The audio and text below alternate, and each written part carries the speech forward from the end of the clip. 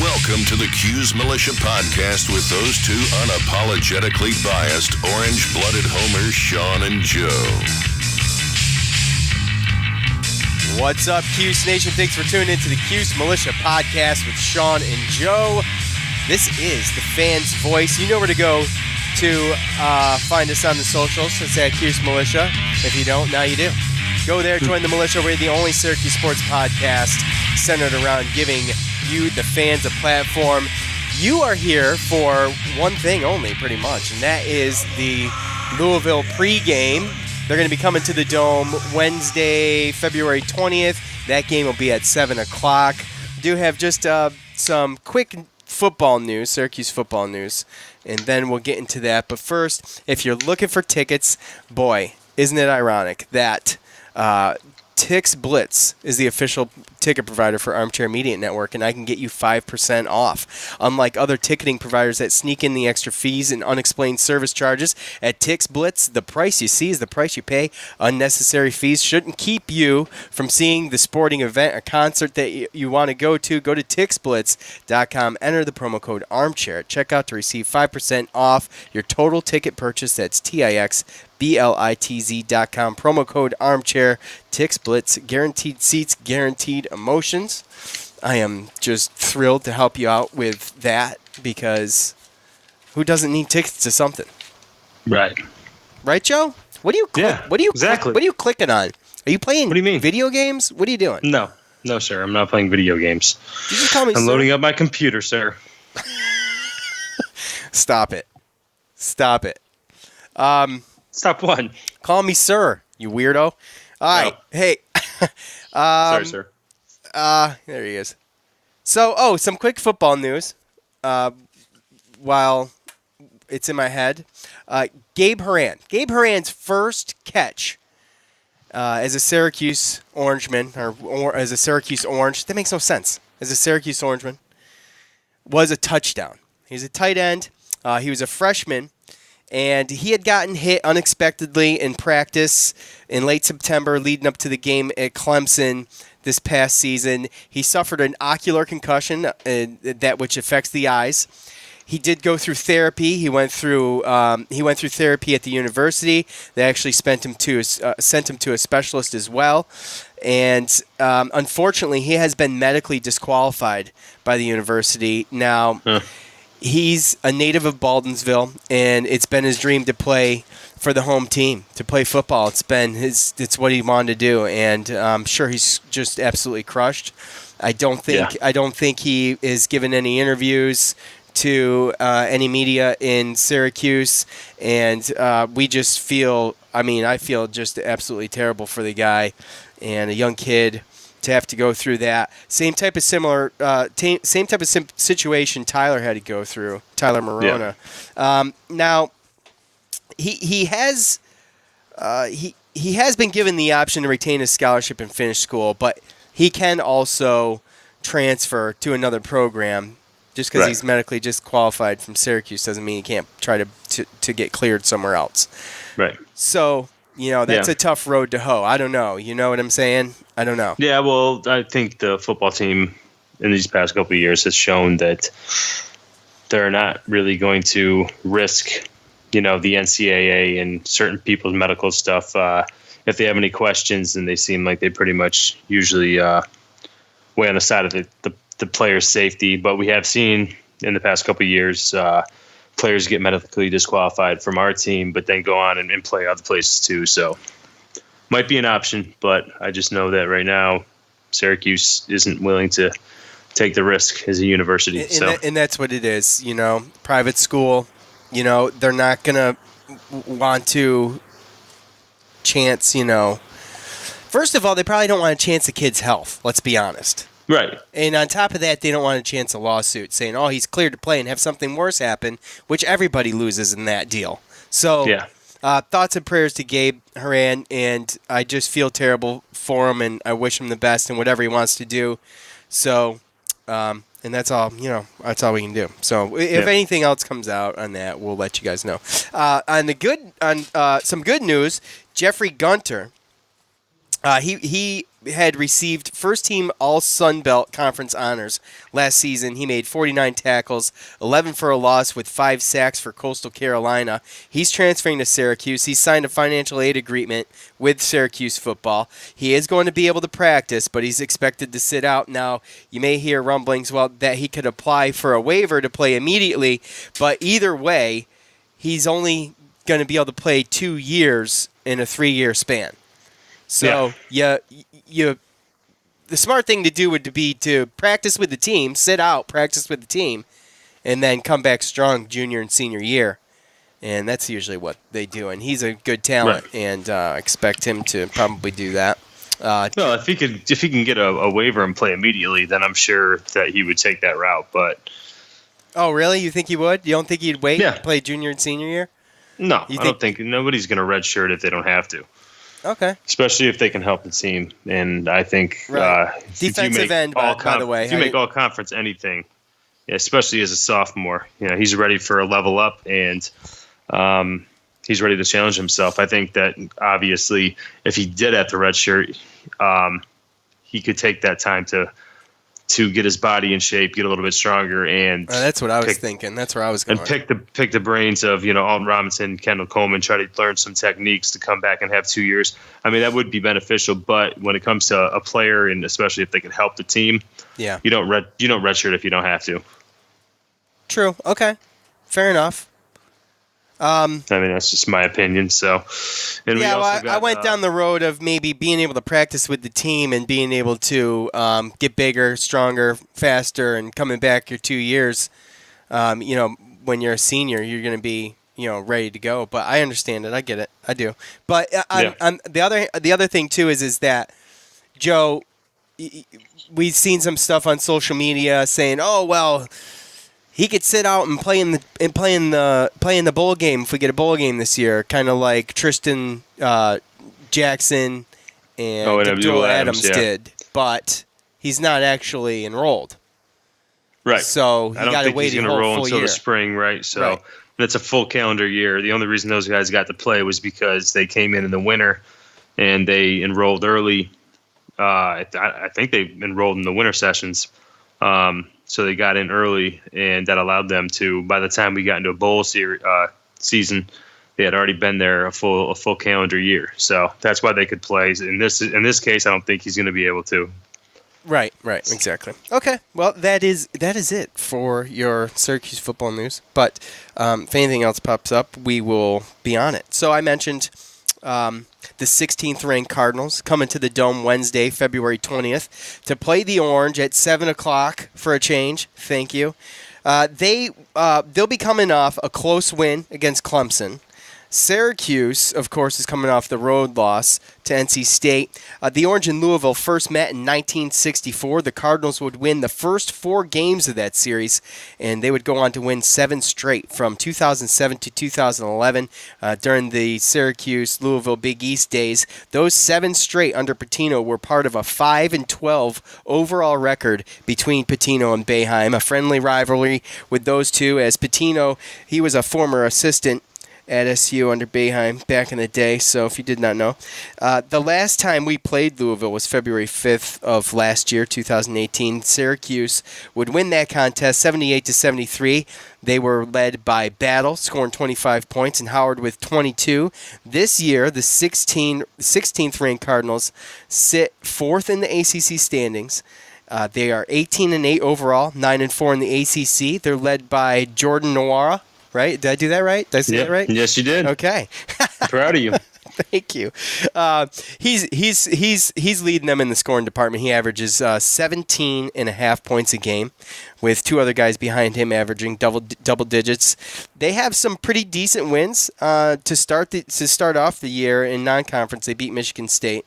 And in the ACC, quality wins over North Carolina State, Virginia Tech, and UNC. Louisville also is ranked 16th. They also sit 16th in the net rankings, while Syracuse, after their loss, they have slipped to 50th. And we'll see if we can't bump that number back up. But finally, the all-time series with the Cardinals sits at 9-18 in favor of the Cardinals. So Pitino had Boeheim's number, man. It was never good. Oh yeah, no, definitely wasn't.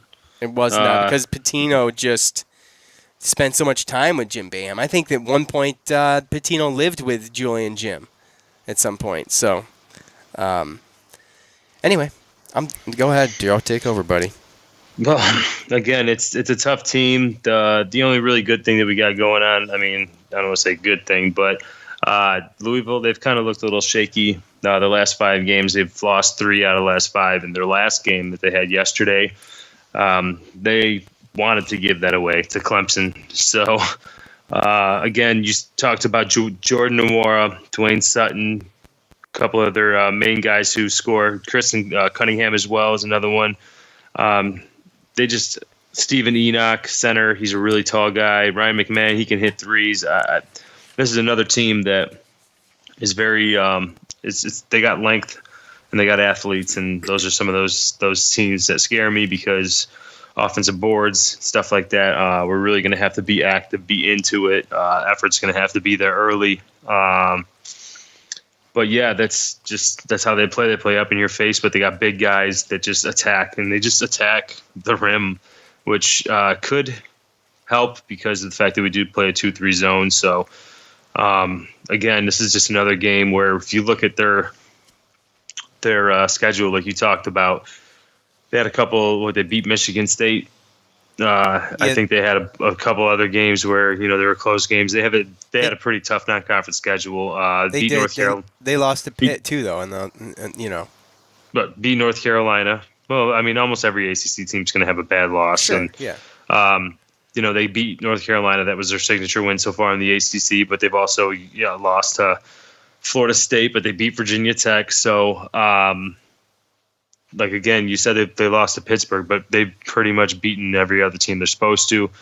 That's why they're 4th in the ACC, and they definitely are a dangerous team. They just haven't been shooting that well lately, and it's been turned into pretty much close games. I mean, Clemson had held them to 50-something points. So I'm not saying Clemson's a bad team; they've been playing good lately, but we definitely have to keep if the defense steps up and we come up and we show up with effort, since it's a week. We have a week since our last game. We should be rested. They just played Saturday, which, Saturday to Wednesday, they'll have, plenty of time. But we'll have a whole week to think about that loss down here in Raleigh against NC State. And, the effort, I think we're kind of back against the wall kind of type thing. I mean, I still think we're on the right side of the bubble, but back against the wall, home game, and we know what's coming. So hopefully we're not going to look ahead to game day at the Dome against Duke on Saturday. But no, I don't think the players will, but the fans might. But well, I mean, don't you like Louisville coming off of a win? Coming into the Dome doesn't that make you feel a little bit optimistic? I would have liked to have seen them win it a little bit more handily than the way that they did. Yeah, they were at home too, so yeah. Right, they were at home, and that almost happened. And I mean, sometimes there's a freakish ending to that game, almost. Well, yeah, absolutely, but that'll kind of put you on edge near the end and be like, "Damn, we got to straighten up." We almost lost that one. And they hung with Duke too.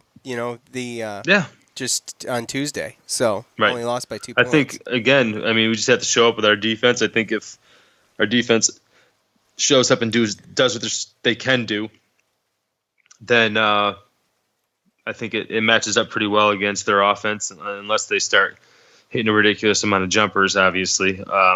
But I think it can help. We just got to obviously limit the second chance points, and I think we have to limit, turnovers and fast break points because they're pretty good at that too. And then we just have to control what we can control as far as free throws and our own turnovers, and hopefully we can shoot better this time around because little ridiculous, man. Yeah, well,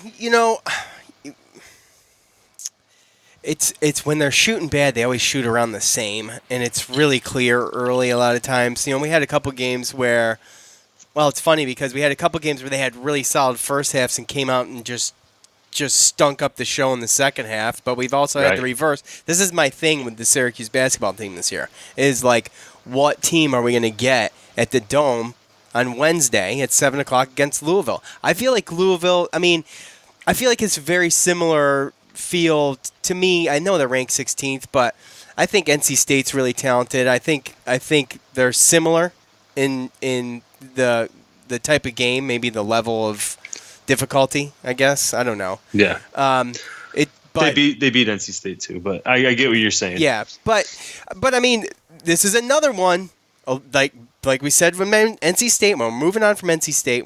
But we did say, this is one that's there during this tough stretch to get a buffer. This is another opportunity before you face Duke and then UNC. Well, this would be more than a buffer. This is a bigger. It is a bigger game. You're right. I think they would have been quad one, but I think it would be a bigger win, especially the way that probably the people that do the brackets look at it. But yeah, talking about the next two after, or looking at the next two after Louisville, it looks like one that we kind of, like you said, have to get, because I think there's a lot of people that are assuming what the next two after that are going to be. So again, like you said, we know what the box scores and what it looks like when we lose, and if we shoot the percentages that we do when we've lost ACC games, then this is another team that's going to beat us 75-58. So we know what we have to do.